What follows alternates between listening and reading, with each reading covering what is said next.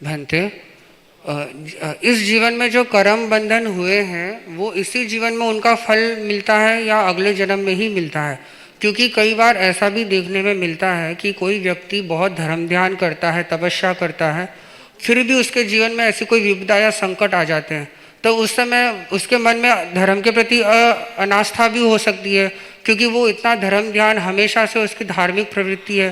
फिर क्यों ऐसी स्थिति उसके साथ घटित हुई, और फिर धर्म ध्यान किया तो उसका फल अभी नहीं मिलेगा तो फिर कब मिलेगा? ऐसा भी कोई भाव हो सकता है? ऐसा है कि कर्म पिछले जन्मों के फल दे ही सकते हैं। एक प्रसंग आता है, महात्मा बुद्ध के जीवन का प्रसंग है संभवतः, कि बुद्ध के पैर में कोई कांटा चुभ गया, तकलीफ हो गई।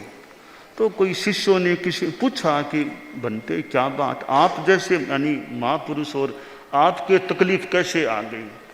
तो उन्होंने कहा कि तेन कर्म विपाके न पादे विध्वस्मि भिक्षव, जो भी यानी करीब कोई संख्या बताई, जो भी 91 जन्म, कोई 91 जन्म पहले सत्या में पुरुषो हत है तेन कर्म विपाके न पादे विध्वस्मि भिक्षव, यानी 91 करीब जो भी संख्या जन्म पहले मैंने किसी पुरुष को हत किया था, उस कर्म के विपाक के कारण यह तकलीफ मेरे हुई। तो पिछले जन्मों के, अब बात रही एक धर्म ध्यान करने वाला आदमी है, उसके जीवन में भी कठिनाइयाँ, परेशानियाँ, दुख आ जाएं, तो कभी इस जन्म में तो कौन सा कोई ऐसा पाप किया नहीं, दुख क्यों आ गया?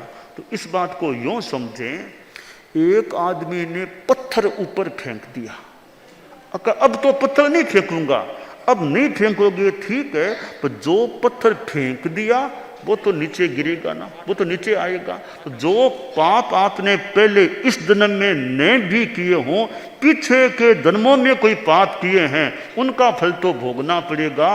इसलिए साधु, महात्मा, तपस्वी ऐसे व्यक्ति भी बीमार पड़ जाएं, कठिनाइयां आ जाएं, तो पिछले जन्मों के कर्म भी भोगने पड़ सकते। और कोई जिज्ञासा इस तो ऐसा कोई उपाय है कि वो पत्थर गिरे हो तो छाता, या मतलब कोई बचाव हो सके उससे?